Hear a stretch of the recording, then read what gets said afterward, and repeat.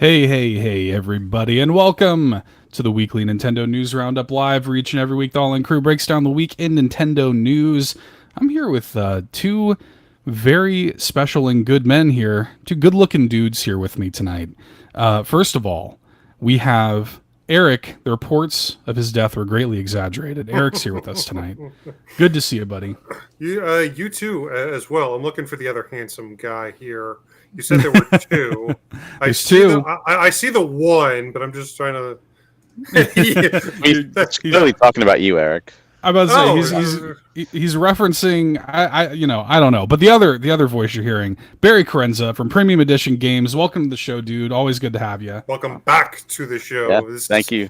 Barry's fourth or fifth time with us, I think, at this point. At least. Yeah, no, it's always a pleasure to be here. Thanks so much for having me.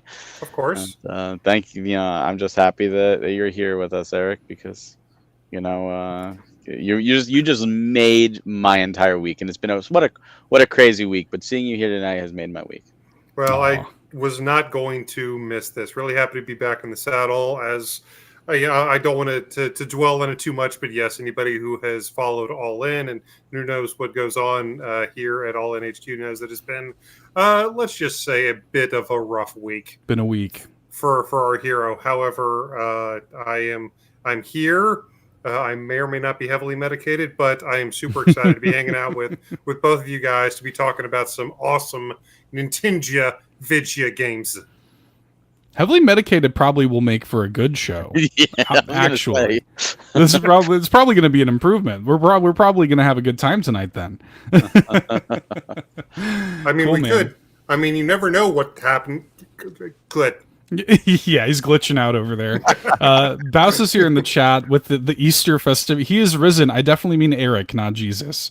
He is risen. Eric is here, and we're glad to have him. Glad to have Barry here, as always. Lots of stuff to talk about this week. Before we get into it, of course, we need to shout out our patrons as we kick off the show each and every week. And I actually got to make a special shout out here at the beginning of the show to two new patrons this week. Big thank you to the Don Rob, who came in at the Triforce tier. So huge shout outs to the Don Rob. Thank you very much for your support. Yeah, the he joined at the Triforce tier. And thank you to blah blah blah for coming in at the Golden Banana tier. I knew I'd get him with that. He laughs every time. Shout outs to Bob Blah Blah, so much, who came into the Golden Banana tier. Big thank you, my friend. But let's get to the rest of them, starting with our Golden Banana bunch. Big thanks to Rob Yapel, Sean O'Baggins, Ashton, Tim A, aka Neo Prime 33, aka Nintendo Dad number 4, Phelan Ward, Bill Tucker, Marcus O'Neill, Liam D, Gamer Jason, Andrew Wilkins, Foolish Fuji, Alan, hashtag Look to the Cookie, Solo, SAZ, and now blah blah blah. Big thank you to our Golden Banana bunch. But let's move into our Triforce tier. Thank you to Josh Vaughn, the Godfather of Tingle Love Tuesday, John Datfast Cummins of the Retro Logic podcast, as well as the On Topic Retro podcast, the Globetrotting Jet Set Nintendo Hub, and Sparky of the Nintendo Hub there on YouTube, Adam Caparello of the Retro Groove podcast, Shy Guy, the other half of our Shy Guy mod squad. Thank you, Shy Guy. Danny Hosa, Dan and Luma, Bowser, the Keeper of the Hugs, the Don Rob, and the legend himself, the blah blah blah of our hearts. Uncle Randy. Uncle Randy. Big shout outs to our patrons. You can get a 7-day free trial to the Gold Banana tier, see what all the fuss is about, and join the ranks of those fine folks. There's a lot going on. We took the week off this week because of, things happening in both Eric and I's lives. But regular content will resume next week. So please be excited about that. And thank you, everybody, for being understanding and supportive through all of this. Been a rough week over here, but we made it through. Another great way to support the show is by picking up some merch, bit.ly/allinmerch. If you're watching on YouTube, there's links to that below too. Join the Discord, of course, and all that fun stuff. Leave us 5-star ratings if you listen on your audio feeds. We appreciate that very much as well. But with all that being said, we do have some news to get into. We have Barry here, and it has been a massive week for Premium Edition games, which Barry is a representative of, a founding member, I think, of Premium Edition. Is that right? Yes, I'm one of the founding members, yes. Yeah, man. So for those who somehow don't know, one of the founding four. I don't know how many it was. If it's 4, that's pretty great. How many founders? There were there were 4 of us total. Let's go. Nailed it. There. Let's go. The founding 4. Barry's You need to here. put that on your shirt. Yeah, premium edition founding 4. Barry, tell us a little bit for those who somehow don't know about premium edition games. Sure. So, Premium Edition Games, we are a physical publisher for the Nintendo Switch and PlayStation 4 and 5. We take digital-only titles and we release them in high-quality physical packaging. We do our very best to have them complete on cart, to have, all of our releases have full-color 20 to 40-page manuals, with slip covers, in both sleeves, inner, outer. We just try and go all out, and of course our challenge card. And we really try our best to deliver the type of release not only that we would want in our own collection, but to make the developer happy and that they're proud to put on their own shelves. Like there's a prime example right there. There you go. The Raji, the retro edition. Beautiful release. And up there's Eagle Eye and Twist retro it's edition. like a little QVC like shopping channel thing. He came prepared. Look at this, He just has games. He just has small mountains of games surrounding him over there. Utopia Awakening, the standard edition. There it is again. Yeah, so each of our editions, we try our best to raise the bar, and we're always looking to raise the bar, not only in terms of what we put out in like the physical packaging, but we also want to do right by all our developers, and we're always looking for fantastic games, and it's awareness. That's what it is. There's so many games that come out every single week. I'm sure you see it's like 20 something games every week. It's just disgusting almost, because there's so many that it's impossible to enjoy them all. Just impossible. And there's so many games that just get lost under the radar. You held up Phoenotopia. That is a prime example of one of them. One of the ones we're going to talk about tonight that we showed off, the same thing. And we've had developers ask and say, hey, do you need to know digital sales, because our digital sales aren't good? And we tell them every time, we don't give a crap about the digital sales. If your game is good, we want to give it the attention it deserves and the treatment it deserves. And a lot of times getting the physical actually improves the digital sales as well, because people will support both. And there's some people that follow us that have no intention of buying the physical, but they like our tastes, and they'll support digitally. And that's cool. We absolutely are here for the public, for the developers, and we want to do right by them. But if you want to support physical media, which is very important right now, because it seems at least Sony and Microsoft don't give a crap about physical media, and retailers are hurting. This is the best way to do it, and you're getting the games complete on cart. You're not getting a day one patch. You're not getting a download. You're not getting a code in box. You're getting the complete game, including DLC, preserved. Yeah, huge thing, because I mean, I don't want to put the cart in front of the horse too much, but you in the most recent premium edition spring 2024 direct, like there are a few where it's like, hey, like we're actually going to hold off until everything's ready, until like they're working on a patch or an update or something, and we want to make sure that before we offer it to you guys that the thing is all complete. So we would rather delay our launch, which I'm sure is inconvenient for premium edition there. So it's like we'd rather delay that and take the hit and take the bite so that you guys get the complete thing. So yeah. Very Well, cool, we also don't rush our developers. So we want to give them the time. So yeah, one of the delays was a game that was supposed to be in Series 8, and when they said they needed more time, we didn't even hesitate to give it to them. And they were appreciative, and we were just appreciative to be working with them. So instead, we have other games signed that I can't talk about, and one of those games I reached out to and said, hey, a spot just opened up in Series 8. Are you interested in getting bumped up? And they said absolutely. So let's go. They joined the rank of Series 8.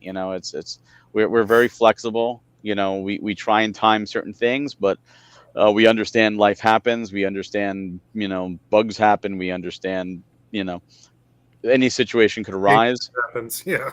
And we've seen that before, in some of our releases. The original Series 5 that we launched Series 5 in the fall of 2022.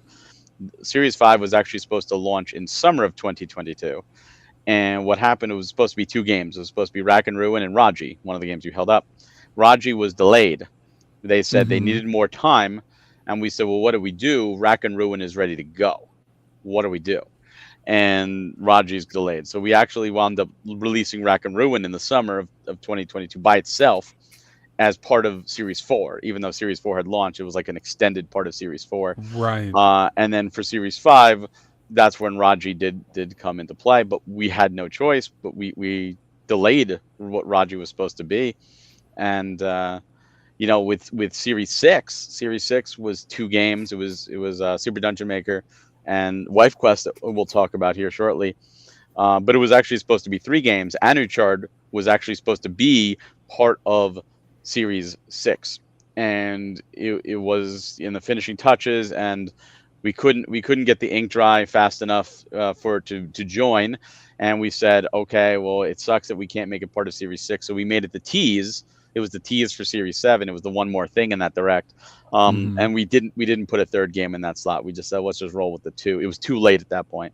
But we didn't, chastise them and go, oh, what the heck? We were just like, all right, you know what? We'll just move you to Series 7.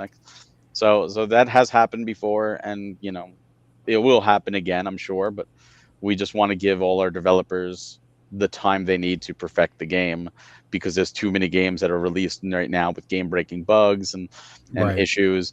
And we will never promise that the games will be 100% complete on cart forever, because if there was a bug that was just discovered right now in like a robot named Fight, and they had it's obviously too late. It's been 3 years since we released that. We're not clairvoyant. We can't see the future, but we'll do our very best to make sure that there is nothing else happening with any game that we put out. Yeah. So, but one of the reasons that I like you guys so much, and one of the reasons that I, have so many of your products is it's very clear. Like, there are a lot. It seems like an attractive space to be in right now. But one of the things I really like about premium edition games is the fact that it is very clearly done, like physical media for collectors and appreciators of a physical media. It's very clear that this is something like, what are things that people want? What are things that we would want in terms of, physical releases of these games? And that's something that you guys implement. We talked about Phenotopia. Like, these slipcovers that you guys have for these games are just like really next level. These things are really amazing. Yeah. And I absolutely love them. And that's just like for the standard editions as well, for those games as well. So, and if you actually have any of our first 4 releases, Super Blood Hockey, Pigeon Dev Games Collection, Demon's Tier Plus, or Robot Named Fight, you'll notice that those slipcases are significantly different than Series 3 onwards. They're cheaper, they're thinner, and we were just starting out. We were just testing the waters, and we realized, hey, we can do better. And we're always looking to up even our own bar, not only the bar for the industry, but our own bar. So we did change that out, and from Series 3 onward, they are significantly sturdier and thicker and higher quality. And we didn't have to do that. Nothing said you have to. We could have kept it as is, and it still would have been fine. It would have been awesome, but we did that to raise the bar. Same with the dust sleeves, like you shown off on our first 4 releases. The dust sleeve is red. It's a solid red with the logo, and starting with Series 3, the dust sleeve has art on it now. It's not just a solid color. It's got art, and so a lot of them have 2-sided. Like they're 2 actually different pieces. Like Phenotopia, I think, is the same on both sides. Yeah. But a lot of them are actually different art pieces on both sides, because we looked at it as an extra canvas. Like, how could we make this even cooler? We didn't have to do it. We could have kept it red, and it would have been fine. But we're like, no, let's do something cooler. Let's use it as a new art piece.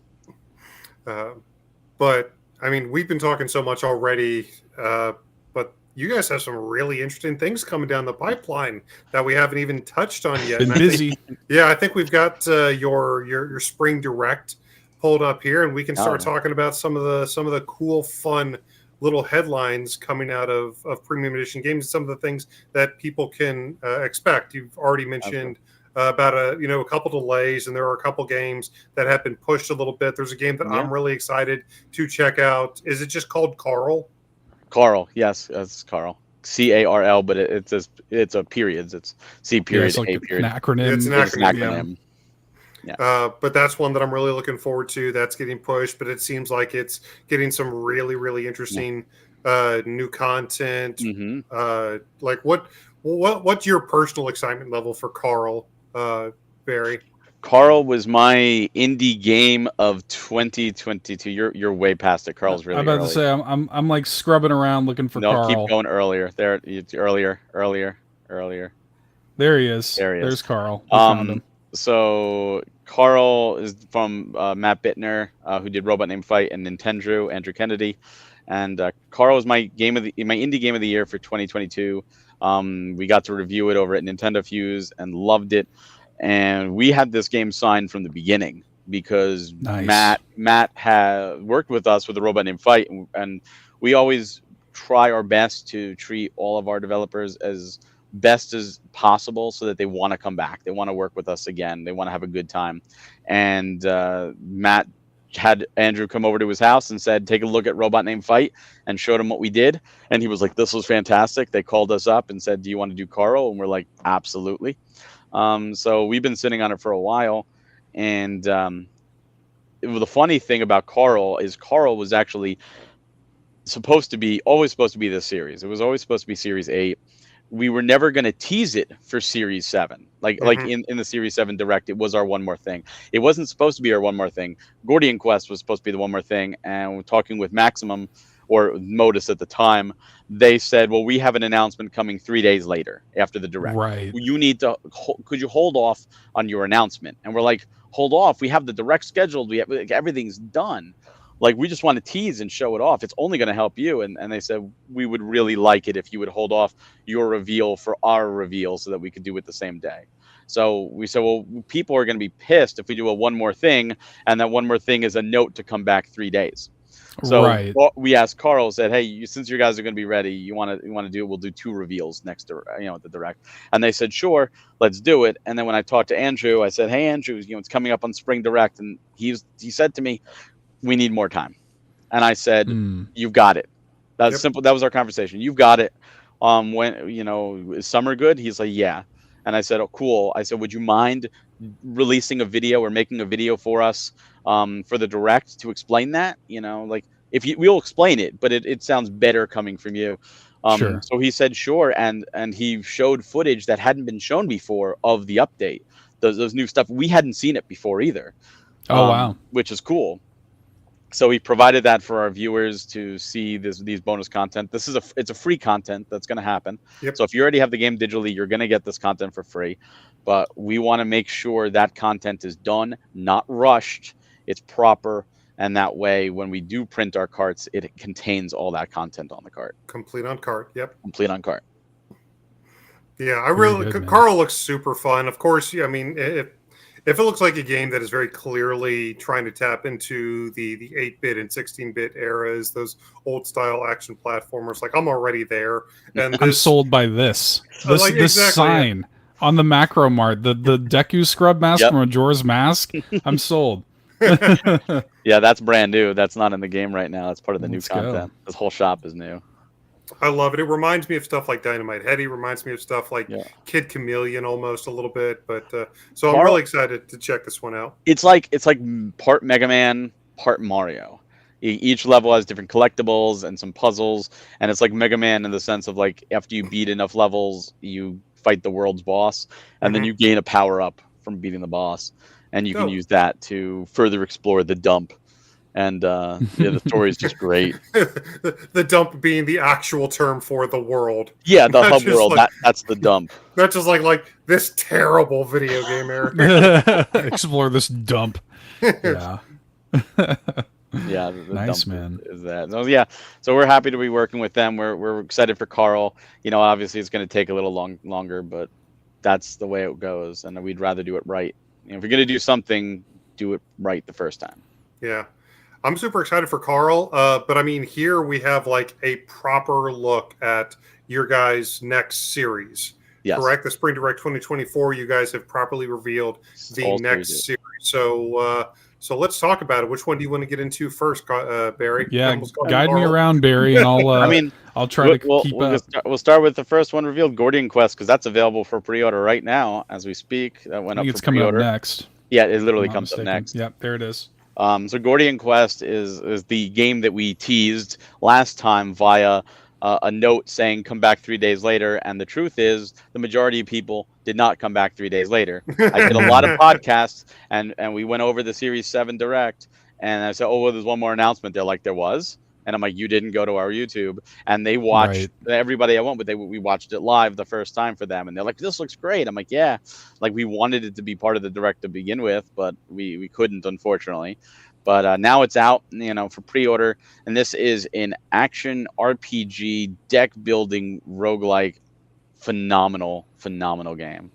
The main story is static in the sense of you have your acts that you follow, but the events that occur are very Dungeons and Dragons, where they will be random at what comes up. The battles, the enemies you fight will be random. The characters that you interact with will be random. There's 10 heroes. Each of the heroes has 4 different decks that play very differently. And as you level up, you get the ability to pull cards from those other decks to kind of mix and match and make your own version of the game. You got 3 people in your party. The decks are not huge. There's over 700 cards, but you do not have that many cards in your hand. You usually have around 20 in your deck or so. The cards can actually be upgraded as well. So each card can be upgraded 4 times. If you look underneath any of the cards in the trailer, you'll see these 4 dots. And usually the first one's lit because it's the level 1, but it could be leveled up and do more damage. So you can really have fun with it and customize it. There's a full skill tree. There's equipment. Some equipment will actually give you cards for your deck. And sometimes that equipment will also enhance that card. So it'd be like, gives you magic missile, and anytime you play magic missile, it does 3 more damage. And it's like, oh, that's so cool. So you can kind of build decks around equipment. And sometimes that's more important than the rest of your stats, your strength, your dexterity, or your wisdom. There's just so much to this game. It's a 20 to 30 hour RPG. It's turn-based combat. Phenomenal. A lot of Dungeons and Dragons stuff. And then that's only the campaign mode. There's other modes where you can go in and play different series and different events. And we're really honored to be working with Mixed Realms on this. They did a phenomenal job. This came out 2 years ago on Steam and blew up on Steam. It was just very, very popular. And last fall it came out for the Switch, and now we're able to take it. And it's complete. It's a complete on cart. The game is done, and we're able to bring it out. And we're very, very honored and proud. And people have been asking us for an RPG, and I think we really delivered this Direct on RPGs, and this was just one of many. Yeah. And even if you're not big into card deck or deck building games, I implore you to give this one a shot, because it's not as overwhelming on the basic level. If you want to get really, really deep into it, you can. This game allows you to get deep, but it also allows you to just play casually and just have fun. Like you don't have to worry about being overwhelmed. I can already tell, I'm going to absolutely lose my life to this when this one comes. Yeah, this checks a lot of boxes for me. I love deck building RPGs. Like, it's kind of a new love for me too. I kind of never considered I love Slay the Spire and stuff like that, but here recently I've been getting way into this genre, and this looks great, dude. Yeah. Slay the Spire, Hearthstone. Obviously, a few months ago, you and I fell in love with Cobalt Core, and I love Cobalt Core. And this one is kind of giving me those same vibes, but of course, I'm a huge high fantasy D&D nut, and just seeing all the different monsters, and even just the D20s rolling around on the screen. I'm like, oh no. Yeah, they're doing checks. My free time. It actually has a cool mechanic with the check. So there's random encounters where it'll be like, oh, you find a chest. It could be trapped or not. Pick which of your 3 characters should try and do roll. Each character has, based on their intelligence or whatever, will have their dexterity will have a better chance at unlocking the chests. So it'll tell you, this character you need to roll above a 10. This character you need to roll above a 12. This one you need to roll above a 15. So you pick the one that's a 10. That gives you a better shot. And then there's a modifier. So if their dex is also additionally high, it might be a +1 or a +2, meaning that whatever you roll, they're going to add a +1 or +2 to it. But that's pretty standard D&D. But then it gets higher, where you can choose a card in your deck. Each card has an additional value, and you can say, well, this one gives me a +5. I'm going to use this, so now I have a +7. Meaning, as you know, I just have to get more than a 10, which means as long as I roll higher than a 3, I'm good. It's a safe haven. Right. But then that card kind of gets retired for a time. And if you draw that card in battle, you can't use it. It's a dead card. And you could gain the cards back by resting at campfires, at hitting, like finding nodes that are healing, or resting in the inn. So the more you wind up using this to give yourself an advantage, you're retroactively giving yourself a disadvantage in battle if you choose certain cards, like your most powerful cards, to sacrifice this way to get a better shot at greater loot. So it kind of becomes this risk reward system, and I think it's so neat because you don't have to do it at all. You don't have to use a card. It just makes it easier for you. Looks great. It looks really great. And this one's available to pre-order now? This one's right now, yes. Let's go. Yeah. Right now. Yep. Looks awesome. And next up, what do we have? So the second game of Series 8 goes towards the end of the direct. It's a game called Tadpole Treble Encore. That's going up in 2. It goes up in 2 weeks. Tadpole Treble Encore is just a phenomenal rhythm game. Love that game. We're actually a fan. We actually had Matthew Toronto on the show before. Oh, nice. Yeah. So we're already a huge fan of Tadpole Treble. You certainly don't need to sell us on that game. But we can vouch for everything you're saying. Really, really fun, adorable, rhythm-based game. If you guys haven't checked this out, again, we did an indie showcase on Tadpole Treble Encore a long, long time ago. But yeah, this is definitely a really fun, unique, like super unique indie experience.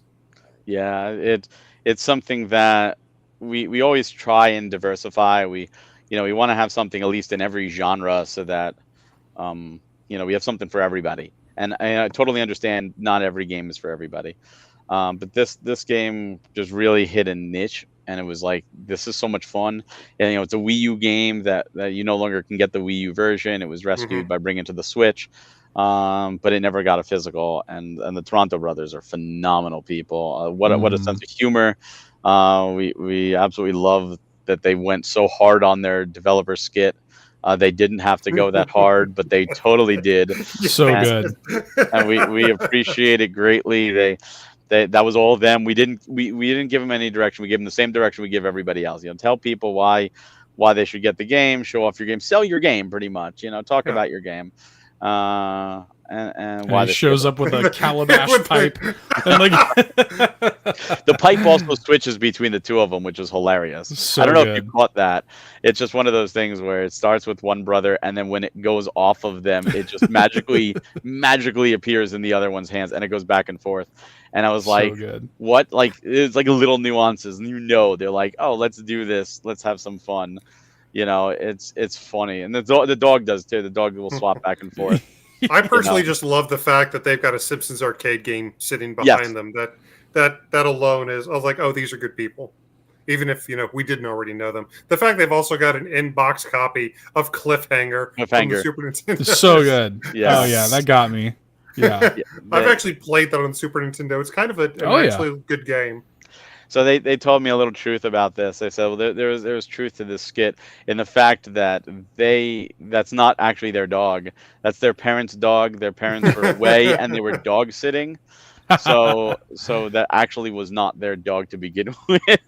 Wow. I'm like, that's so great. No, like I love that they did that. So yeah, this is a rhythm platformer. What's cool is you can make your own levels a la Mario Paint. You make your own music, and really have some fun with it.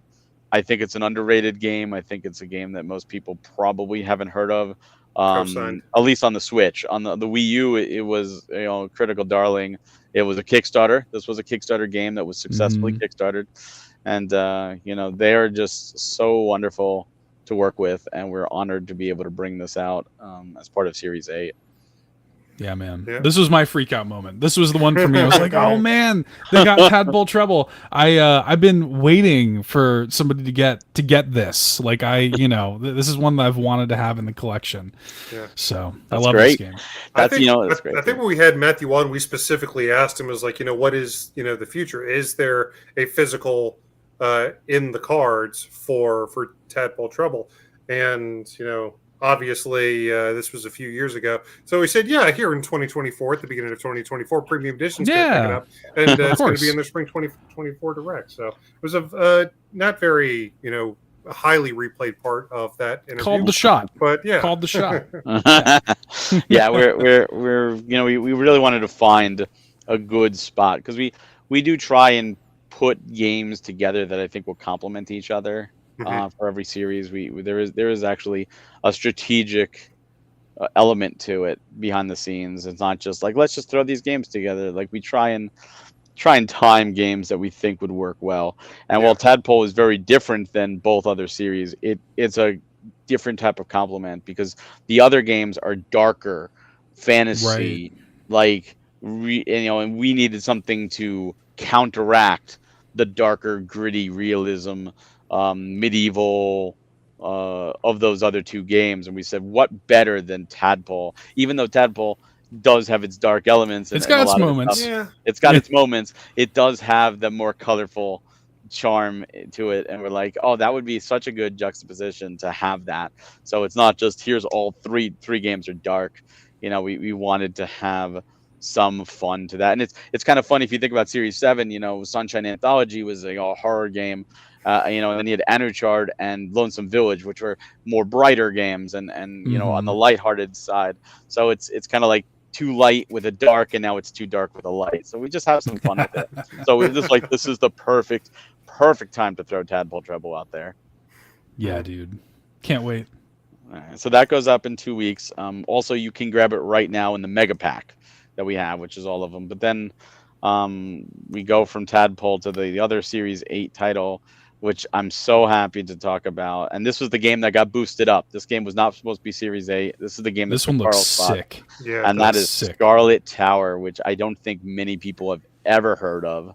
I was completely unfamiliar. Yeah, Scarlet Tower is not even on the Switch yet. It's in lot check for digital. Okay. we played through the Steam version so much. We're like, yeah, like this game is Vampire Survivors to the next level. Like they saw what was done. They said, we can do things differently, and they released it on Steam to critical acclaim.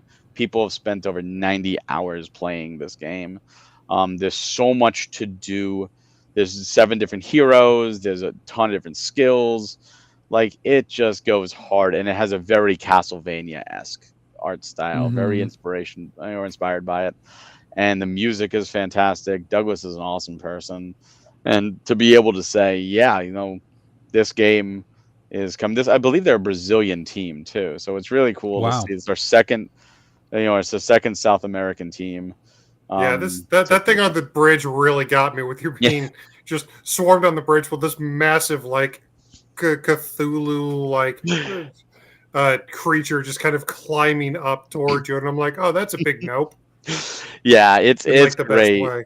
And I love there's a day and night system, which is so cool, because like I was playing it and I had this system where all my skills were like region during the night and bonus damage during the night, and I was slaughtering everything. Like, even if they hit me, it didn't matter. I was just fine. And I was fighting this big boss, and it ticked to daytime. And I lost all that power. Like, oh, guess I'll die. And I died. I was like, oh, I'm dead. And you can see in the gameplay, it's in the top right corner, is a day-night system. And you'll see that. And it gets nerve-wracking. If you build yourself based on that, you start looking and you're like, oh, God, it's about to change elements. Will I be prepared for it? Did I prepare enough? But that's the fun of it. It's a one more thing type game. You play for 30 minutes and you die. And then you're like, okay, well, now I've gained skills, I've gained abilities that I could permanently use to enhance my character from the start and be that much stronger. Or use those points instead to unlock a new hero and choose a new hero, because each hero is very, very different and plays very different. the loops in these types of games can get ridiculously dangerous, especially for someone like me, because just like you said, you play it for half an hour, and then you get a couple things, some permanent currency, a couple skill points, a couple ticks up in somewhere, some way, shape, or form. You get just incrementally more powerful, and you're like, oh, well, I bet with this extra power, I bet I could actually get over this little hump that I've been going for. And then all of a sudden, one game session turns into, oh, now it's just Wednesday. Yeah, that's exactly how this game was for the team on Steam. We were just like, we were addicted to it. We're like, oh my God, like this game is so good. And what's funny is we saw this game a year ago.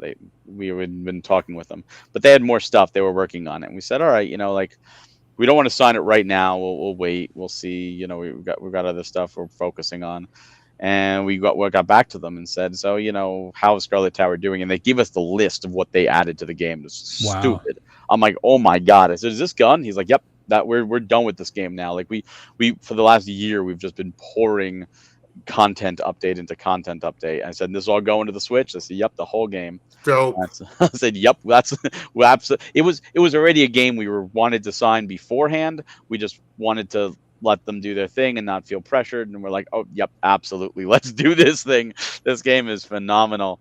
So we're really happy that it's brought into Series 8. This might have been a Series 9 game had Carl been there, would have swapped spots, but we said, all right, let's do it. We have the full confidence in this game, and we think everyone's going to really enjoy it.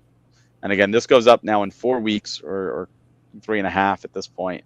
But it's all available from the Mega Pack right now on the website. So you can grab all the standards or all the retros or everything in one click. And, just that way you don't have to worry about coming back. You're good to go. And we're really proud of this Series 8. We think it's a great lineup of games. It touches on genres that we really haven't done at premium. We really haven't done RPGs, and 2 of these have RPG elements. Not a traditional RPG in the sense, but have RPG elements. And then we haven't had a rhythm game on the Switch, and we're like, well, now we'll put Tadpole in there. And I think it's one of my favorite series that we've done. It's a great one. Yeah. And the reception when I was so proud to watch everyone's reaction as we did this, and it was so many people. The biggest thing I saw was people had no idea these 3 games existed. Yeah, like you knew Tadpole, but you didn't know Gordian Quest, and you didn't know Scarlet Tower. Didn't know this. Yeah, that's for sure. And this looks, like there have been other like survivors likes or whatever they're calling it now. Yeah. But I always love it when somebody can take this and really make it their own, like put their own twist on it. This looks very cool, very dynamic. I'm into it, man. I'm like, wow, like I can't believe I've never heard of this. Yeah. Yeah. So. And that's what we try for, and that's what we see more and more is, because again, there's so many games that come out that it's easy, very easy, very, very easy to miss, and it's unfortunate. And we're seeing this across the industry now. We're seeing layoffs. We're seeing studios getting sold. Right, Gearbox just got sold to Take-Two from Embracer. Just now, Thunderful is just selling Head Up for right now.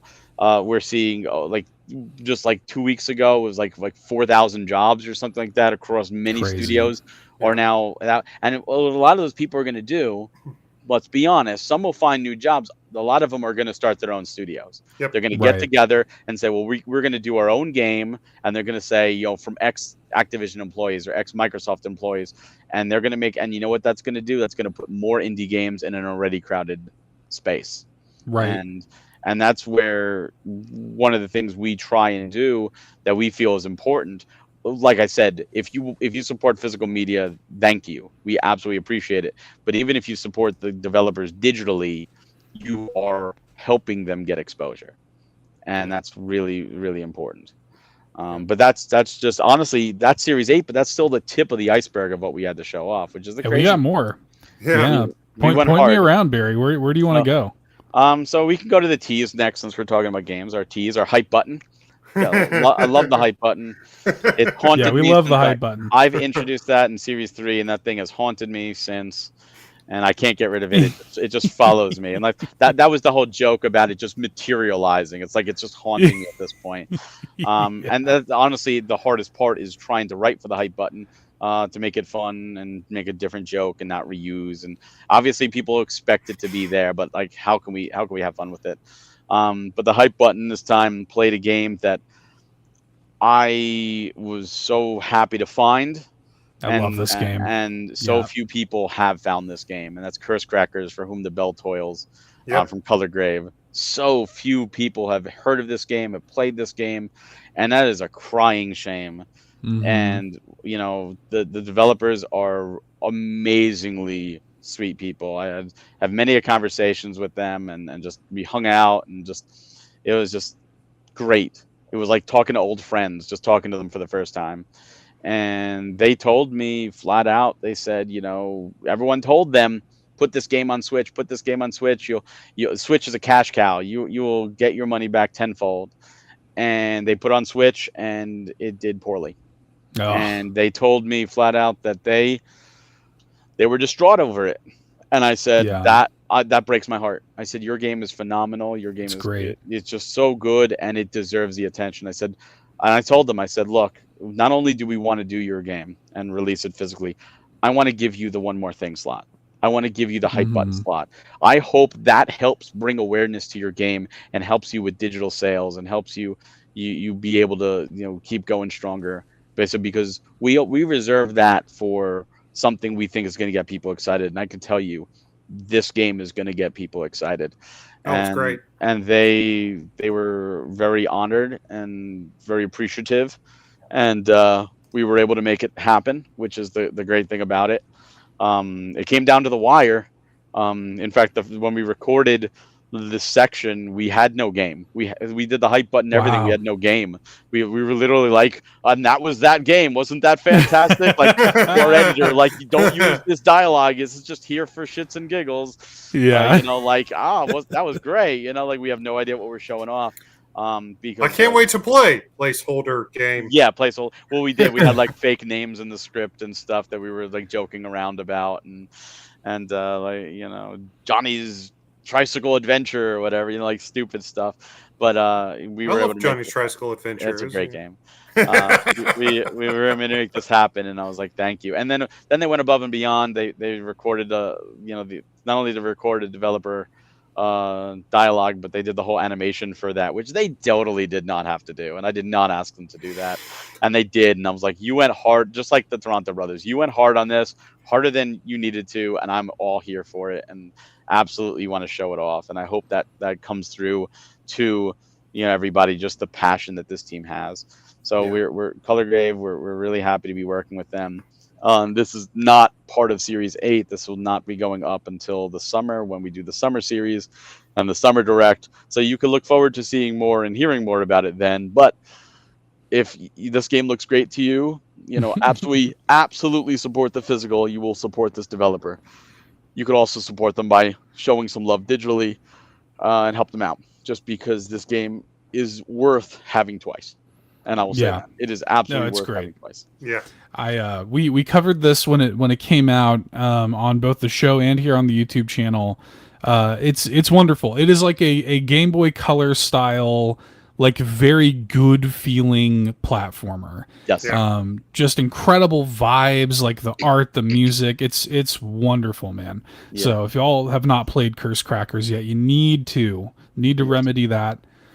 Great game. What's funny is after the direct, like they teased, Color Grave teased the direct, and they linked it, so people were predicting it. But I got a message from another publisher, a good friend of mine. We're very, very buddy. We help each other. We, you know, and he said to me, he said, congratulations on Curse Crackers. That's a game I would have loved to have published. Yeah. Congratulate. I said, you know, thank you. You know, we're honored, like absolutely honored to showcase it. And I hope this helps, you know, and I hope the next direct helps, and I hope the physical helps. And, you know, that's the job of a publisher, is to get exposure for the studio and the game. And a lot of developers are not publishers. They are developers. Like we Right. do have games signed that I can't talk about that I bet a lot of people have never heard of. And when talking to them, they give me a lot of them give me the same answer. We are game developers. We are not marketers. Like we Hmm. don't want to take our time and market our game. We want to take our time and make our game better. And we tell them that's our job. You take the Right. time to make the game better, and when it's ready, we're going to put it out there, and it's our job to market it as a physical product. And in return, that will help your digital sales. And that's cool where we can kind of scratch each other's backs. So we're going to keep doing that and give exposure to games like this. So Yeah. so Curse Crackers is coming. It's all I can say is please wait for it. Please, please look forward to it. Please support it. Most of Please be all, excited. I mean, if this game sells, we sell like 15,000 physical copies, and that gets to the developer. Boy, what a boon! I mean, that would be so Yeah. good for them, and that's what we want to do. We really want to give everybody a boon. Yeah. So that applies to every game. Just they like to see the more anything sells, the more people enjoy it, and that's why we do the challenge card, where that way you open your game, that way you play your game, and the developer sees that you do it. It's for them. We do the challenge. We don't say congratulations, now pay us to ship you a patch. We eat that cost. We don't ask the developer to do that. We do that on our end because we want to not only reward our players, but also to show that the developer that the game's being played and have fun with it. Yeah, man. A few other things we did touch on, some updates. One of the delays that you mentioned earlier, it was a game called Super Dungeon Maker, part of Series 6. We Yes. touched on that right at the beginning, really, really early, part of the intro. And that game, we're so happy when we could show that game off. Love Super Dungeon Maker. When we played the game for testing, we loved it. But it had issues. And we knew it had issues, but it was just such a unique thing. And we knew that the developer was working on fixing those issues. Like anything, a game comes out, there's bugs, there's things, like, especially going Right. from Steam to Switch. And we knew that they would be working on it because they told us they would be working on it. Yeah. And what we didn't know is how hard they would go on this game. And the developers, which is 2 people, by the way, Firecheck is only 2 people. Wow. They went to town on updating this game. And it took them, the game launched early last year, it was spring. And the December of this year, this update launched, or the past year, I should say now. And it adds like 6 new enemy types, 5 new themes, new mechanics. Obviously, the knight, which you're seeing. A lot of people didn't like the chicken. Like I like the chicken. A lot of people didn't like the chicken, so they added the knight. So now you don't have to play as a chicken. They added some things like the dungeons you could make are like 14 floors tall. It's like 7 floors down and 7 crazy. floors up from where you start. But the egg, which is the goal, the giant golden egg, was stuck on that initial floor. One of the things they did is now you can move the egg. So now you can have the ending dungeon, the end of the dungeon at the top floor or the bottom floor, wherever you want. Little things like that. They made building dungeons on the Switch that much easier with the controller. So we talked with Firechick and they really went ham. And I said, would you mind doing a video and apologizing for the delay, because this was on pre-orders last year, because the publisher asked us to do it. The publisher said, would you do pre-orders at the time the digital launched? And we said, okay. So we did. And now people were saying, where's my order? And it's like, well, the game's not done. And now the game's done, but there's still some bugs. They're finding some bugs from this patch. They are fixing that. And once we get the final build, once they say that's it, there's no more bugs, that's when we'll print the cartridge. But we still want to wait until, and we want to give them the time to do so and make it proper, because this game is incredible. There's so much to this game. Nintendo has already stated they're not doing a Zelda Maker, so this is it. Closest you're gonna get. This is what you're getting, and they made it so much better. So we thank everybody for their patience on this one. I wish you could all play it. Its partner game, which was Wife Quest, those cartridges have arrived. On the contrary, we're just waiting for a few of the last remaining physical items, because we don't order it all from the same place. Our manuals come from one place, the slipcover another, etc. So we're waiting for it all to arrive to assemble. So Wife Quest will be going out soon to pre-orders, and we will have a second chance sale. But Super Dungeon Maker will be delayed because it still has to be produced. And fun thing is we actually redid our art for Super Dungeon Maker to incorporate the knight. So that was another thing we did, because we're like, well, all our art was about the chicken, and now you have the knight there. So now we redid the art to incorporate the knight, because the knight's such a cool character. Yeah, man. Nice. And So just very quickly here at the end, I know you guys also have a couple Kickstarters. Yes, that's where I was going. Yeah, that you're working with. So again, just very quickly here at the end, just shout out these couple Kickstarter games that you guys are working with. Sure. So the first one, as you see, is Poglings. Poglings went up for Kickstarter early last year. It did almost 11 times its goal. It's from Chad Tronic, his company Yo Joyco and Right Nice. It's asked the question whether if Sega never finished or never abandoned the Chow Garden idea from the Sonic Adventure series, what would it be like? So he's building this phenomenal game where you raise these Poglings, you can have them race, and it revealed at the end of the gameplay that there's sumo wrestling now.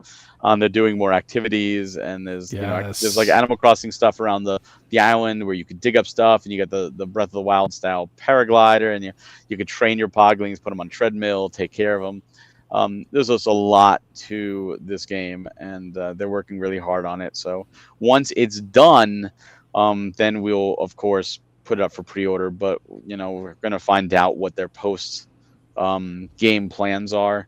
If there's DLC planned, we're gonna wait, and we're gonna make the game as good as possible.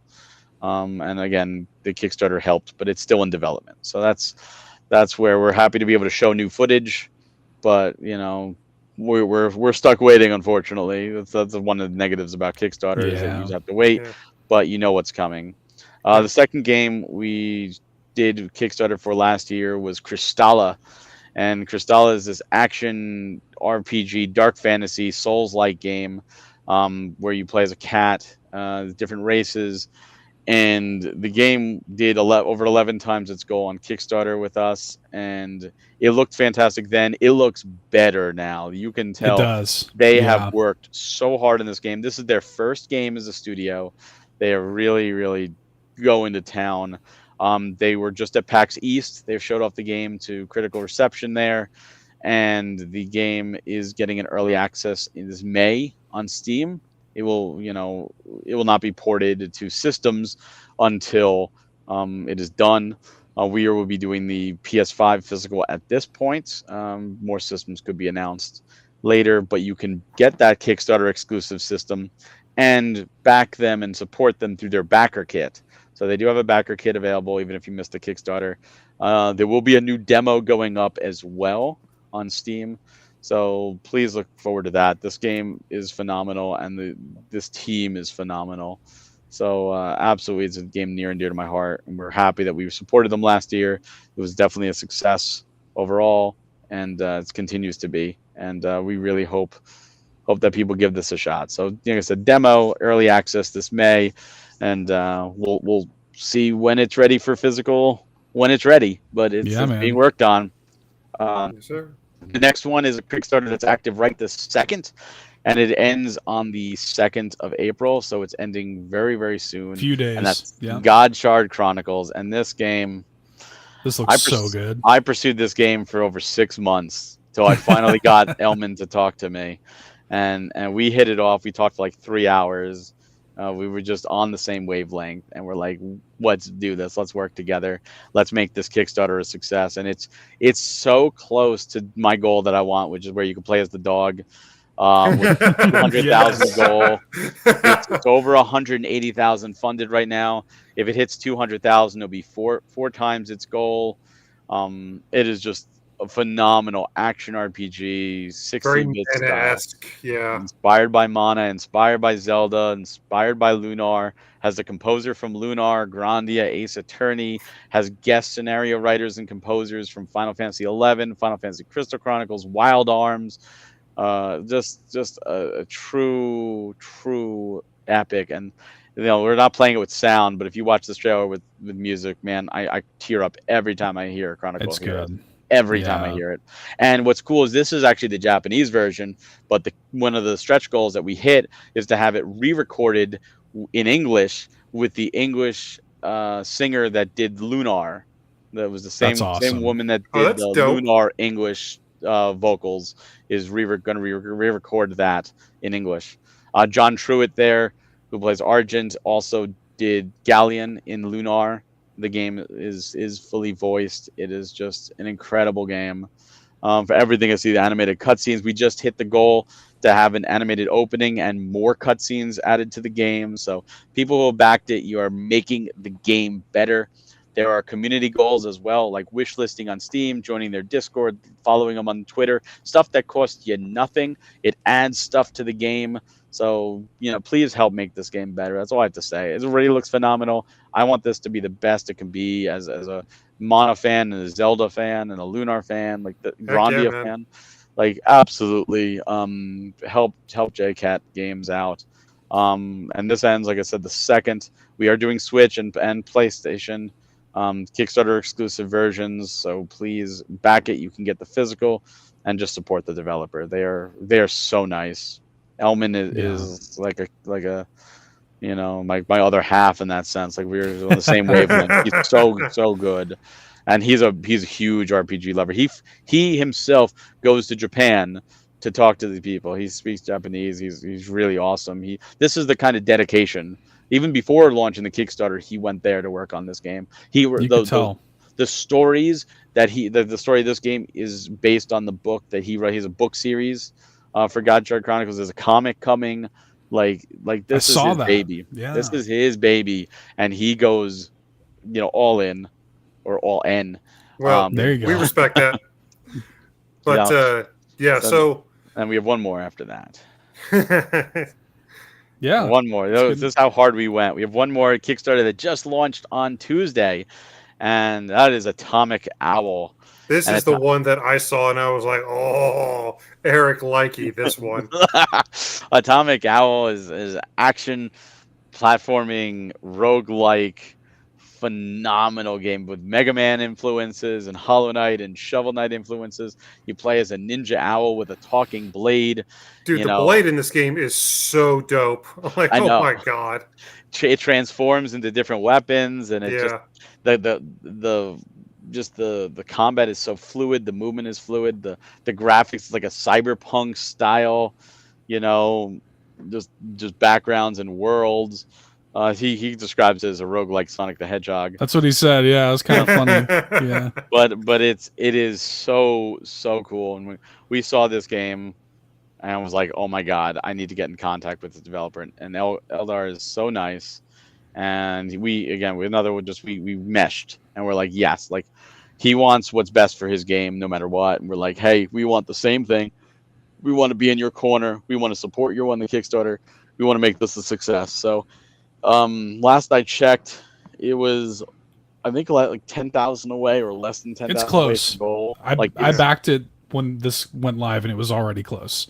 So it's probably closer now. Yeah. Yeah. So it is close. We expect it to be funded within a day or so, and then it's all on to stretch goals. And that's the cool thing. Like it's gearing up to be our 5th Kickstarter success. We're really happy to be a part of it. And that's one of the things we do tell our Kickstarter partners is when working with us, one of the benefits is we give you a spot in our directs for updates. Every direct going forward until the game is done, you get an update spot. We're going to give it to you as no cost. It's advertising. It's for you. And I joked. I said this is probably going to be the last Kickstarter segment as this is in our directs, and the next time we're going to have to break it into 2 with an update Kickstarter section and a new Kickstarter section, right? If we get any more, because like this section, God, that looks I love that box art. The art is so good, so good. And just as of this recording, as of this exact moment, it is less than 9,000. It's nice. 26,200 out of a $35,000 goal. Yep. So if you guys are watching this again, as of this recording, there are still 26 days left in the Kickstarter. So if this game looks as dope to you as it does to us, make sure to check it out and hope it pass that first big milestone goal of actually getting funded. If it doesn't, that would be very shocked at the rate it's going. Like it would have to just drop down. Like, and that would be a real crying shame, because this this game looks absolutely phenomenal. Like Yeah. everything about it. And what I love about Kickstarters is you can help make it better. Like you help us reach Right. stretch goals. It only makes it a better product for everybody. So all four of our Kickstarter projects you can wish list on Steam. It shows support for the developers. You can absolutely support, God Charted Chronicles and Atomic Owl right now is live on Kickstarter, as well as Kristalla from BackerKit. That helps them as well. You really have the power in your hands to make these games as great as can be, and we implore you to do so because we believe in these developers. We believe in these games. That's why we put our name out there. It's not like we're hiding in the shadows and hoping. Like, we're there. If this fails, when you back a Kickstarter like this, when you support a Kickstarter like this, if it fails, it reflects on you too. So we have Right. the belief in these games. We want to see them succeed. We want to see these developers make their dreams come true. And in a very crowded field, like we talked about earlier, sometimes that's needed. It's the extra exposure of Kickstarter, the extra support, and that extra funding. You're paying for the game in advance. That's exactly what you're doing. But they're using that money and not taking their family out to eat. They're taking that money and they're making the game better. So when you do get the game, you're getting a much better product, and that is important. There's too many broken games out there. There's too many rush games. And even with these games, we're not just going to be like, boom, Kickstarter, here's the, it's done. We're going to produce the physical. We're going to let the games come out. We're going to let them bug test and fix things and add Let 'em content. Let them cook a little bit, and they'll go into a series when they're ready. And the Kickstarter versions will be printed at the same time as our versions because it's cheaper to just order all the carts at once. So we do ask you to, don't mind the little bit of extra weight, but again, it's to make sure that the version you're getting is superb, as opposed to saying, here's your version, enjoy your day one update and Right. content patches. It's better than nothing. Yeah. And a lot of these games, if you notice with the physical tiers, they also include a digital code. Mhm. And the developers, I've talked with them about that, and I said one of the things you can do, because the physical will be delayed because of this, if you offer a digital code, it will alleviate a lot of that, because at Right. least if you back it, you're getting that physical, but you can play the game early. And we've seen other Kickstarters as recently as last year not offer a digital code and then offer it in the end. The biggest example I could think of is Sea of Stars, because that was so big. I backed it as a physical. A lot of people did, and they Mhm. stated there was going to be content updates, and they wanted the physical to be as good as possible. And to reward us, they sent everybody that backed the physical a digital code if you didn't normally get it, so you can enjoy the game Yeah. right away. I thought Yep. that was really nice of them. I appreciated it. I got to play it early, or not early, but with everybody early if I just was waiting on the physical. And I told everybody, I was like, that's going to help alleviate. So that's why if you look at the tiers, you get a physical, or you get a digital with the physical. This way, the wait isn't as long. And keep in mind, there's still going to be challenge cards. So even if you get it digital and you play through it, you're still a challenge in there. There's still a Right. patch to earn. We don't treat our Kickstarter games any differently. Let Sunshine Anthology, prime example. That part of Series 7 was our first Kickstarter back in 2020. So, we absolutely, you get the same treatment, or they get the same treatment as everything else. Nice. Well, so you guys don't really have much going on. That's what you're saying? Yeah. It's Pretty light, direct. light. It's the longest direct ever. I was like, I felt bad for our editor. Tristan did a phenomenal job. He locked himself in his room for 4 days doing that direct, and I believe it, yeah. yeah. Yeah. And even outside of everything that we've talked about, there are still a couple of things, couple other announcements in regards to like books that you guys publish and Yep. NES cards that you guys published that we haven't even had Cons that time. you're Yeah. going to. Yeah. There's Jim and Dill 1 and 2, which we announced last direct for the NES, went up for pre-order right before this direct. I joked, I said, "Oh, this could have been part of the direct if we waited," but they're up for pre-order right now. The standards and the silver editions from Cal Games, 2 phenomenal NES games. So please don't sleep on those. They're great. We've got, like you said, books. We've got Switch Collector. We've got the Console Collector's Field Guide, all available on the website. We've got a ton of in-stock games, like stuff you showed that is in hand right now. You could order it and it will ship and you could get it and you can enjoy it. If you haven't played those games before, please, try them, give them a shot. We put our stamp on these games. We think they're phenomenal. We think there's a lot of merit to them, and we think you'll enjoy them. So we have a ton of in stock. I feel like there's a good place online where people can get all of this information in a really nice package. Would that be premiumeditiongames.com, Barry? Yes, premiumeditiongames.com. Absolutely. You can find us on Twitter or X at Premium Edition 1. That's the numerical 1. Everywhere else, we're Premium Edition Games. Beautiful. I'm really, really excited for this season. Again, aside from Tadpole Trouble, I wasn't super familiar with a lot of the games you guys showed off, but as I've already proven, you guys have gotten quite a bit of money from me in the past. I imagine you guys are going to have my credit card number on speed dial at this point. But Barry, thank you so much for coming on and talking to us about everything that you guys have coming up in the next few months. Oh, thank you so much for having me. It's been an absolute pleasure. And I can just say, if you think Series 8 is great, we're just getting started with 2024. Let me just say, 2024 is, we're ramped it up. 2024 is going to be a banger year. Nice, man. Can't wait. Well, we always love going over these directs with you. Always an exciting time. Always looking forward to it. We do have a couple of other little news stories from the week, Barry, if you want to hang out and chat a little bit longer. Let's talk a little bit about Hatch Tales, y'all. Let's talk about everybody's favorite, I feel like, online punching bag. Yeah. Hatch Tales did unfortunately get another delay this week, but we did get it was supposed to come out on like yesterday at the time we're recording this. The day before it was supposed to come out, it got a delay to June 21st, and they did drop it too. He dropped a new trailer for it, which shows a bunch of new footage and actually kind of like a huge tonal like change for the game. And again, like I know the narrative behind this game. We're friends with Jules and Atui, and he's been on our show many times too. We're not here to beat him up or anything like that. But this was worth shouting out. I think there's been a lot of anticipation for this finally getting done, and I know that Jules is ready to finally kind of get it out there. And we finally got a kind of new look at Hatch Tales this week. So is Hatch Tales? Have you ever played any Atui games, Barry? I played Mutant Muds. Yeah, really good. And this is a game that I'm still excited for. I can't wait.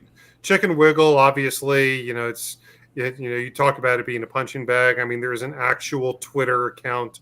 Has Hatch Tales released yet? But yeah, there is a lot of new gameplay here. We got that really interesting kind of story tease. It was incredibly, kind of deflating to see that it got yet another delay after being actually dated.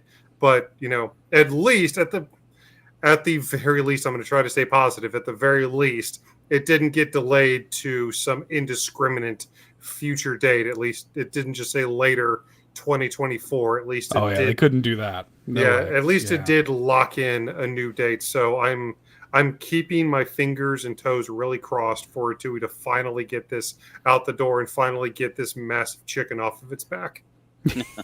Yeah, that's for sure. Well, I'm still looking forward to it. This again, I like. Yeah, every time we get to see it, every time we get new stuff to see or look at. I do, it's unfortunate that this happened like literally the day before it was supposed to come out. Yep. Like, all right, we probably should have communicated that a little earlier, but I'm excited for this, and I'm excited for them to finally, get this thing out there. So, any hype for this, Barry, for Hatch Tales? It looks good. I've heard stories of people who backed it on Kickstarter. It was supposed to be one thing, and now it's something completely different, and the graphics are different, and a lot of people were pissed off because of the bait and switch. And I'm like, you know what? I get that. And what they should do is they should have a button where you can choose both graphical styles, the 3DS version enhanced, and then the new graphical style. And from what I hear, I do like that when games do that. I really like that when games do that. And from what I hear, you can't. It's just this style, and I think that's fine if that's the way it was supposed to be from the get-go. Or you can give some kind of real good reason for why. But when you've already taken people's money selling them one thing and then you give them another thing, that does kind of sit uneasy for me. Like, That has been the Yeah. story. I feel like you should deliver, and even if you feel you're delivering is better than, at least deliver something akin to what you promised people. What you Yeah. took. I mean, we've seen many unfortunate Kickstarters like that where it has been a bait and switch, where the game has come out. I mean, Mighty Number Nine, of course, Of course, yeah. there's a Right. big one. The Ouya is another big one. You know, there's a lot of those type of things where people get excited for one thing and it's something completely different. And you know, as somebody who works with Kickstarters, it's always a fear. You know, like, oh, is this game that we're back in this game, or, you know, is this game going to come out and be what was promised? And it's not so much what we promised to people, it's what was promised to us too. Yep. Because, you know, games like Crystalla, we played the demo, for example, and hello, and with Sunshine, we played the demo. Of course, Sunshine's out now, and it was exactly as it promised to be. With games like, you know, Gacha Chronicles and Atomic Owl, there is no demo right now. So we signed Yeah. those games based on what we've told by the developer and the trailers and everything. We put our faith behind them. So I fully believe they're What going can we to say? They had a really good pitch. well, I fully believe they're going to deliver, and so Mhm. does the rest of the team, and we know them, and like, yeah, we absolutely. Um, so it's different when you have one-on-one conversations with develop, and they still could deliver something differently, and hopefully they don't. I mean, Crystalla originally was a very different game when I first saw it in 2019 than what it is now, but it's only gotten better. It's not something like, if it suddenly became like cartoon graphics and it's side scroller, people would be like, "What the heck? This isn't what we backed you for," and that would be very wrong. Thankfully, they're not doing that. In this case, I think it needs to be addressed. I think not Yeah. addressing it is doing more damage. And Atoi is a very talented studio. Their games are critically acclaimed. You know, and it's one of those where, is it worth annoying or upsetting people? Because this could only, not only will it affect your future games, but if you say one thing down the road, why should people believe you? You know, Yeah. if you lie, and I'm not saying he lied, maybe, you know, like I said, things could happen, but explain, why did this happen? Why am I unable to do it? Because by all accounts, other games have done it. Way more graphical games have done it. Tomb Raider just came out that did it, and that was, you know, 3 games that had that. Why not? Why can't this just switch? You know, and that way everyone's happy. And if you don't like that style and you say, oh, that was my least favorite, but that's what you promised to people. So just put it in there and make it an option. You don't even have to make it the default option. You have to make it so Right. people have to go in. It's still there. You might still have Yeah. someone complain, why is it not default? All right, fine. You go to the corner and cry. But at least it would be there for people to enjoy the way that you promised it to them. I can see Yeah. that. We'll have to Yeah. see. We'll have to see. It's coming June 21st.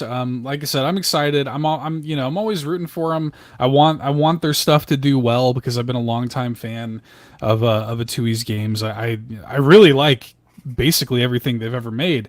Yeah. And I think this is going to be good when it finally comes out. But I'm just like, June 21st. Can we finally like circle something on the calendar? Like, is it finally time? So we'll I don't see. know. We'll see. We'll see. But in much better news, F-Zero's had a bit of a week, haven't they? Not only, well, first and foremost, we have F-Zero Maximum Velocity that just got released on the Nintendo Game Boy Advance NSO app this past week. Super excited for that. That was, I believe, the last of the currently announced Game Boy Advance titles on Nintendo's slate. So now it is a completely open future for the GBA NSO at the very least. But I mean, regardless, this is still, a really, really solid entry into a very storied franchise. Obviously, F-Zero 99 has been really, really good. It's been a really big solve for people who have been wanting a new proper installment in the F-Zero franchise. And now here we have F-Zero 99, but people will now also have kind of this fully formed, fledged version of the game on their Game Boy Advance. Obviously, yes, you need to pick up the expansion pack in order to get access to this game, as well as other games on the expansion pack on the Nintendo 64 and the GBA and stuff like that. But yeah, yet another entry in the F-Zero franchise brought over to a modern Nintendo platform. I think at this point it only leaves F-Zero on the GameCube. Really, GX. F-Zero GX. Legend on the GBA. Oh, that's yeah, fair. that's right. Yeah, that's true. Yep. That's true. Thank you. But regardless, really nice to see you. You a big F-Zero fan, Barry? Yeah, I love F-Zero, and F-Zero 99 also just got an update too. Yep. Which was nice. I enjoyed 99 for what I played, but I didn't get really into it. It scratched the small itch, but it didn't solve. It was a nice holdover. It was almost like Nintendo was testing to see if people still wanted F-Zero, and I hope that people show Nintendo that's what we want. And it wouldn't surprise me if we get a GameCube NSO to see GX there. It wouldn't surprise me to see F-Zero GX Legend or GP Legend appear on the GBA, because it's a GBA game. Why not? It's easy. What I would love to see, I know there was rumors of GX getting a remake or something like that. I hope so. And you know what? That could be something. What I believe for this year for the Switch, truthfully, is because the Switch 2 is coming. We all know it. It's happening. Yep. I believe this year is going to be filled with mainly remakes or ports or games that have been in development for a while. It's like Peach and Endless Ocean. They've been in development for a while. They're just coming out now. Otherwise, you have another Code, Paper Mario, Luigi's Mansion, and Mario vs. Donkey Kong, all remakes of games. And wouldn't surprise me if that F-Zero GX remake is real, that it comes out this year to fill that slot. I hope if they do it, they include the AX tracks. Like they were in the GameCube version, you needed a Game Shark to access them. Right. Put all that content in there, make it a complete game. I would love that. Yeah. But more so, I would love a proper new F-Zero game as well. Give it to me. But when they did that stuff in Mario Kart 8, I was like, this is what you're doing instead of giving us F-Zero. I see it. I see you're just trying to merge, and they're two different racing franchises. I wanted to see them explore the whole connection between Star Fox and F-Zero, because those two series are connected, and I want to see them explore that more. Yeah, there's that that fake leak or rumor years ago where they were like Star Fox Grand Prix. Yep. You remember that? Yeah. Yep. I remember that. Yeah, it's funny. Well, I always kind of low key wished. If you play Star Fox Command, one of the endings has them going into F-Zero and racing. There's James McCloud in F-Zero. Yeah. It's come on. There's definitely a connection between those two. And you know what would really be cool? If they released G-Zero. Do you remember G-Zero? No. G-Zero? No, I G-Zero don't. was the Virtual Boy version of F-Zero. Oh, that was snap. coming Let's out go. and in development, and it was never released. It was never finished. Oh, and snap. It was oh man, bring that out. That'd be so sick. I would love that. But yeah, to your point, we were going to hit on it, but to your point, yes, in addition to F-Zero, the new F-Zero Game Boy Advance game, F-Zero 99 did in fact get another significant update patch this past week, which includes the Mirror Mode Grand Prix, mirror tracks for the King and Queen League courses to be added. Those are coming later. We got them for Night League for this one, but King and Queen League courses are coming later. Yeah. The classic mini pre, this steer assist feature, expanded practice mode, time challenges for limited in-game rewards, as well as some new achievements. So again,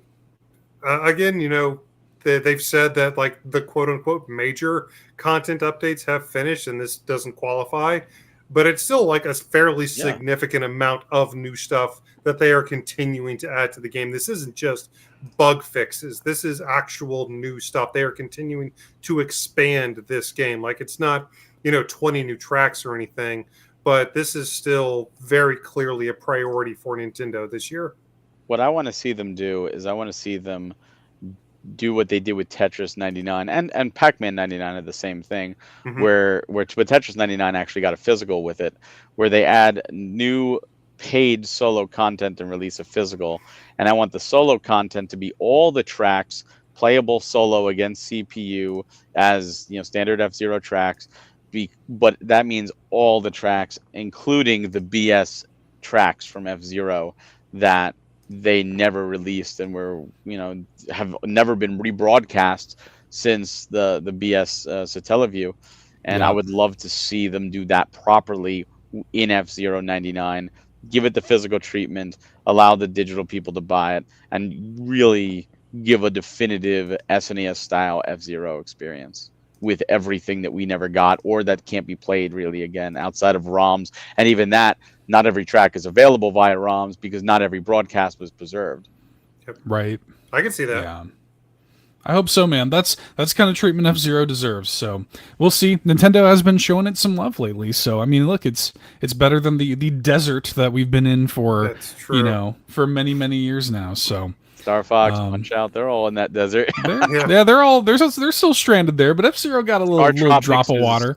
Even worse. Star Tropics is buried beneath the desert at this point. Yeah, it's real lost. Okay, well, let's chat real quick. Little headline here. Hitting back on last weekend's Splatfest. Team Keyboard took it, man. Did not see that coming, man. Me either. That Pretty was good margin of victory as well. A huge margin of victory. Look at this. They dominated that Splatfest. So really just a quick PSA. I just thought it was really interesting. I did not see Keyboard taking this one whatsoever. Some synth music loving people out there, guys. Apparently. Keyboard warriors out there, man. Actual keyboard warriors. Did not see that coming. I basically just thought this was a foregone conclusion with guitar. And that may, I think, have contributed to it. Like, there are just some hardcore people out there who's like, we are not going to let this stand. Guitar will not win. So I don't know if that was what happened, but it warmed my heart to see those results. Yeah, man. I don't know. That was just shocking to me. I just wanted to shout that out. It's very funny. So, okay. You play any Splatoon, Barry? I played this. I'm one of those people. Like, do you ever see those people that play Splatoon not for the online multiplayer, but just for the single player? Yeah, sure. That's me. Yeah, that's fine. That's me. So I played Splatoon 1, 2, and 3 single player and beat them all, and that's it.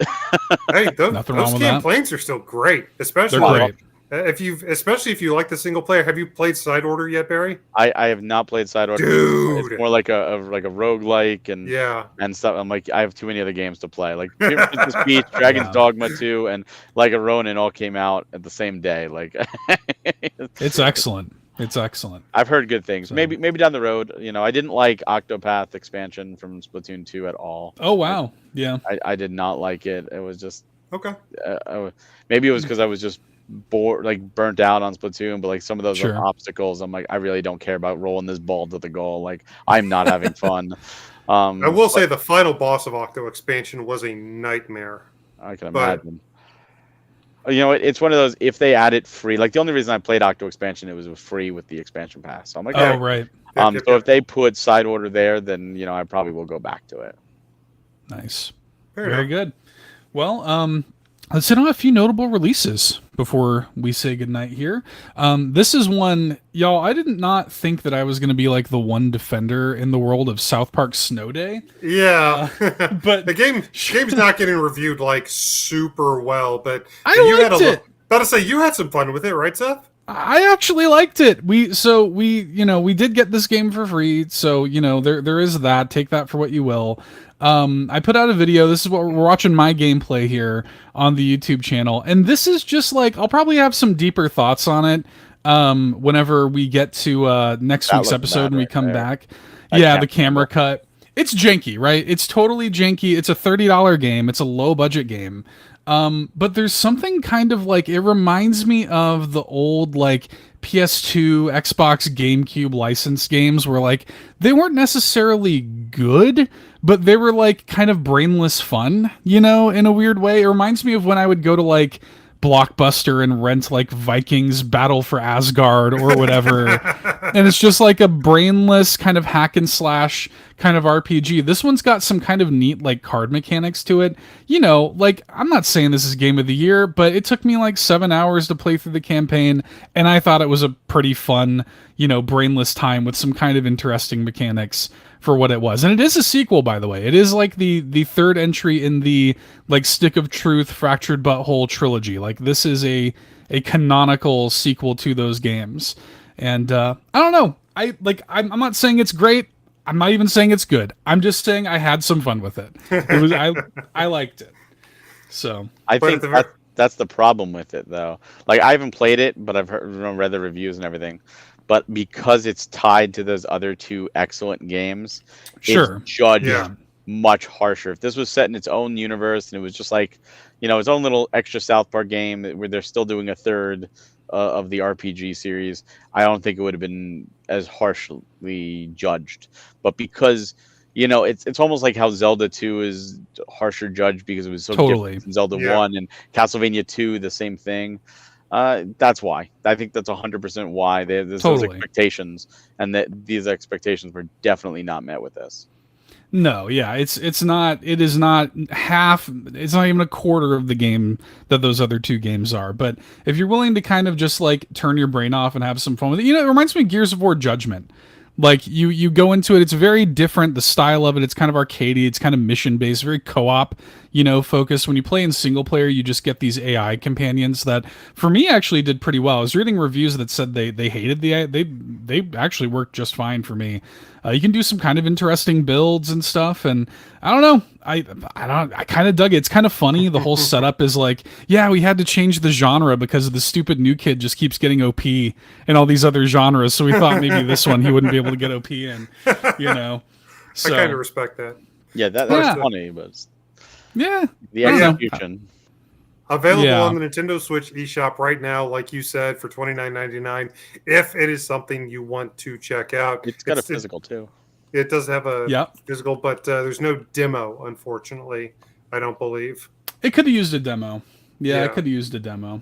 It would have hurt the sales even more if it was. You're probably right. You're probably right about that. Yeah. But regardless, if you are a hardcore South Park fan, that is at least available right now on the eShop. I will say, just very quickly, as DLC updates, Janet Cage was released for Mortal Kombat 1, and Marie, the Skullgirl, the actual Skullgirl, after 10 years, is now finally playable in Skullgirls, the indie fighter darling. So just a couple quick DLC updates from this past week.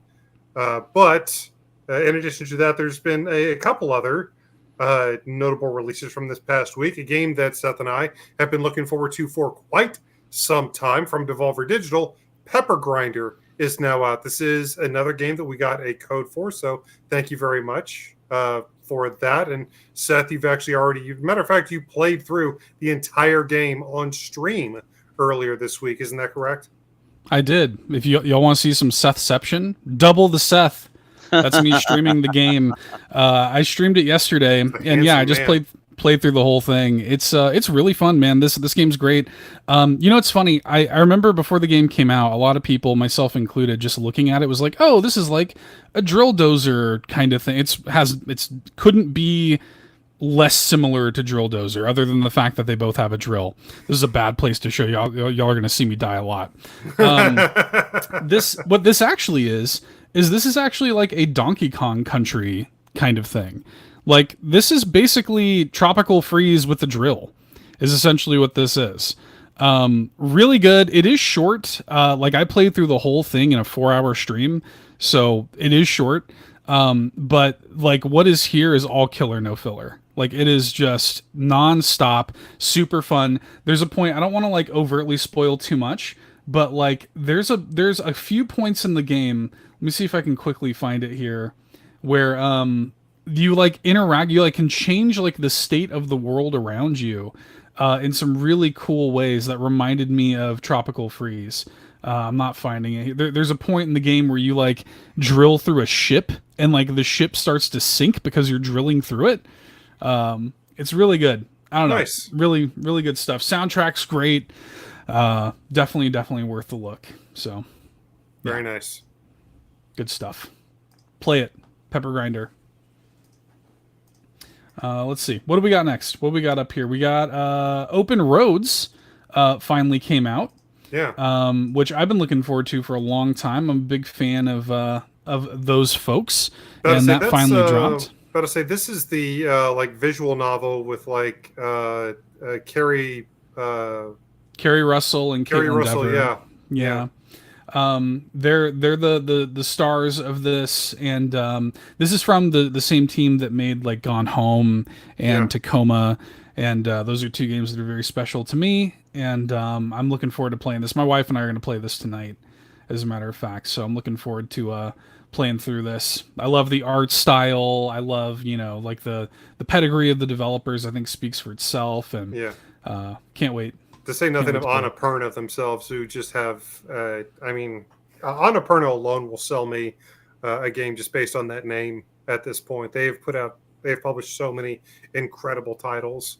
But yeah, Open Roads also now available if you like. Really, I'm sure it's going to be an emotionally wrenching story from start to finish. Yeah, probably so. We have that going. I'm looking forward to crying while playing it later. We also have got the Hebereke, what is it? Enjoy edition or something like that? That's what it says here. Hebereke Enjoy edition. This isn't the same game that just came out, is it? No, this is like the original Hebereke. Yeah. But I think they've added like new like content to it, like new abilities and stuff and content to this version of the game. It's also very inexpensive. So I don't know. This is kind of cool since we just got, Euphoria 2. Yeah. So this is pretty neat to finally have this. Sunsoft is really, really, making a big push to come back. I'm here for it though, man. Like you and I have talked, Hebereke has been in so many different weird titles throughout his adorable little history. But it's really interesting to see a lot of these starting to kind of come back into the fold. And especially with like an old game, such an old game, having new content is so weird, so interesting. But I may have to check this out. It kind of looks like, almost kind of reminds me of the 3D Classics line from the Nintendo 3DS in terms of the look. But I don't know. Yeah, if you're a Sunsoft fan, if you enjoyed Euphoria, maybe take a trip down memory lane and see one of the games kind of where Hebereke originated from. Yeah, man. You Hebereke fan, Barry? You ever played any of these? I never played any of these. I knew the second one was coming out, and I knew this was coming. Hopefully, it gets a Western release. Maybe if I have the time, I'll try this. Like I said, there's so many games. It's just an epidemic at this point. Yeah, Euphoria 2's got a physical coming, I think, in like June or July or something like that. I've got it pre-ordered on Amazon, but we'll see how that goes. It's really good. I really enjoyed Euphoria 2 when it came out like a month ago or something. Speaking of retro stuff, Felix the Cat came out this week. If you're into that sort of thing, Felix the Cat. The only exposure I really have to Felix the Cat is my grandmother had a Felix the Cat phone at her old apartment in Chicago. And that is what I know about Felix the Cat. So you never even played this game? Nope, never played it. I had this on the NES. I loved it on the NES. Nice. Yeah. This is another one of LRG's, I believe, their Carbon Engine projects. But I mean, I'm all for like these classic games coming back in forms like these. So, I've already spent a ton of money. I cannot wait for my copy of Sparkster to come in, obviously with Gargoyles and the Jurassic Park games. Just bring them all back as far as I'm concerned.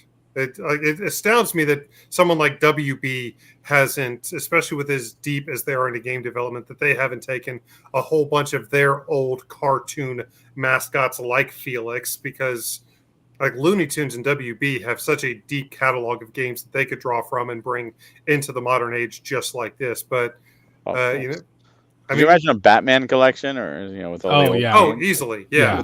We've specifically talked about a Batman collection like that, even from Sunsoft, like the Hebereke Sunsoft did a ton developer. Of those. Sunsoft did a ton of Batman games, so I would love to see like WB has such a deep catalog of IPs that they could make individual game collections for. They could. They don't even want live to release their service. movies. They can make it a life service. Yeah, they're too busy not releasing. I'm about to say that they don't even want to release their movies, anymore. So, Wile E. Coyote is unfortunately never going to be seen. Yeah. So, but I think we've got one last. I want to make sure this gets shouted out because this is so cool. Touch Detective 3. With your boy Fungi there. Touch Detective 3, the complete case files came out. So this is, and I think the title is confusing because I think a lot of people think that this is merely a sort of like localization or port of Touch Detective 3. No, it's all 3 games that are now available on Switch. These are DS point and click adventure mystery games, and so the third one I think was on 3DS and was never localized. I think we finally have the localization, and we have all 3 games. You can get this physically as well on their website, but very, very cool, man. I was excited to see this. Nice. I'm not too familiar with these games, but obviously the DS was such a haven of incredibly unique, especially like point and click adventure type titles. Obviously, everybody's familiar with the Ace Attorney series and the Professor Layton games, but I mean, other stuff like that, even the better known games like the 999 Nights or Hotel Dusk and other stuff like that. So these really kind of quirky, really interesting, unique, fun games like this. And there's the physical, just like you said, complete with the weird Fungi plush there. Coming from Nicalis, apparently. Yep. So yeah, cool. Good for them. Glad we have another DS series back and available in the modern age. Yeah, man. Let's go with a physical. Pretty cool. And good for them. Yeah, true story. I know you appreciate that, Barry. Oh, I think you got muted. No, sorry. Oh. Yeah, I'm really appreciative of that. I got it from Amazon. It came in. Oh, nice. Let's go. Good stuff. Yeah, no, it's great. I never played the first 2. I have them. I didn't even realize there was a third because it never came over here. So when I saw that, originally I was like, oh, cool, they're making a third. And then when I saw it was all 3, I'm like, yes, that's what we need. We need more of these games. Like there's something, what did they say, like 88% of older games are just not playable on modern stuff. Like let's get some of those games out there. There's so many games, and a lot of this stuff. Like I never played them, so they're new to me. Exactly. I can experience them for the first time. They may not have a lot of the modern bells and whistles, but I mean, so many of these old games are still more. Like they still more than hold up to modern scrutiny. And we're also seeing a lot more localized. I mean, like I mentioned, another code from Nintendo came out earlier this year, and the Wii sequel we never got here. So it's the first time we actually got to play it. And you mentioned Hotel Dusk. I hope they do that with the sequel, which we never got over here. Mm-hmm. Yes, please. Yes, please. Yes, please. Very cool stuff, man. But yeah, it turns out it's been a big week within the world of Nintendo. So big, in fact, that of course we had to have a little help to break it all down this week. Barry, once again, thank you so much for joining us today, my friend. And again, everybody can find Premium Edition games at premiumeditiongames.com and online on Twitter at Premium Edition 1, number 1, correct? Yes, correct. And you are still Mr. Hawk Hellfire? I am, yes. Please find me on Twitter and Blue Sky and Fuse and come hang out, come chat, come talk, and Discord as well, I love talking games and we love doing that. We do it just at a premium. We have our own Discord. You can suggest games. There's so many games. We miss a lot of them. So please suggest your favorites and we will do our best to make that happen for you. Nice, man. I got links in the description for all things Premium Edition. Definitely check them out. Pick up the stuff available and look forward to the stuff coming. Thanks again, Barry, for coming through. Yeah. Is that it? Did we do it? I think that's it. I think we did it. But let us know what you guys are up to this weekend, this Easter weekend, right? Yep. Yeah, I think that's right. Let us know what you guys are up to. If you guys are coloring some eggs or going out and some egg hunts let us know what you guys are up to this weekend, this holiday weekend. Are you, going to spend time with a horrific bunny on your Animal Crossing island? Let us know. Reach out to us on Facebook, on at All In Podcast, on Twitter at All In Podcast.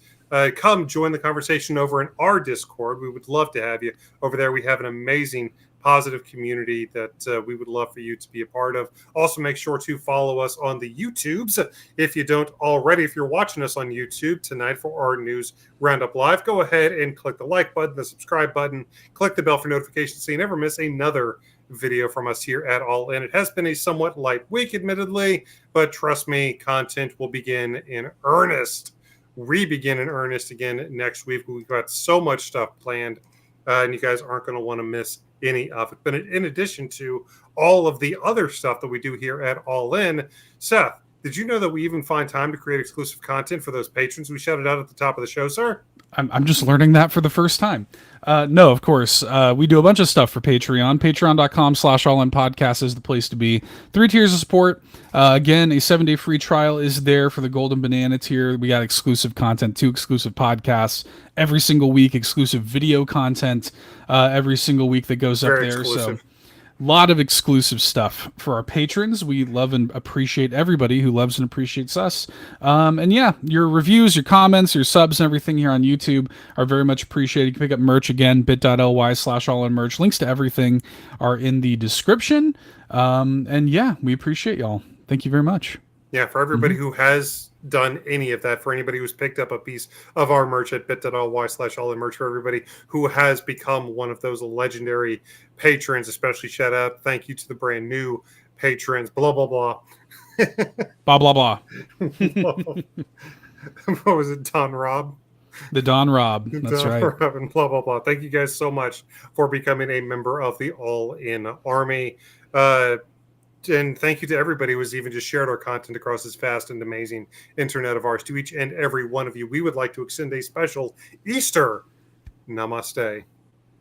Namaste, everybody. Thank you very much to everybody who came through. Folio was here, Bowser was here, Lockoth was here. We appreciate you all for coming in. You were here. Barry was here. Thanks again, Barry, for coming through. Thanks so much for appreciate having me. you. Yeah, dude. Always a pleasure. We appreciate everybody for stopping by. There's no new episode of All In tomorrow, PSA. We talked about this in the Discord. We talked about it on Twitter. There's no new episode of All In tomorrow, but don't worry. We will be back next week in grand fashion, and look forward to that. And then, of course, the week after next is All In episode 200, and we've got some huge things in the works for that. So get ready for All In episode 200. It is coming. Please be excited. Please be excited. Thank you guys once again for hanging out, and have a great rest of your weekend, Barry. I hope you do as well. I hope whatever you're playing, it is the greatest game that you've ever experienced. Thank you, and I hope you feel better, and I hope everything is great, and thank you so much for having me. Take care, everyone. Thanks, guys. For myself, for Eric, for Barry. Catch you next time. Bye-bye.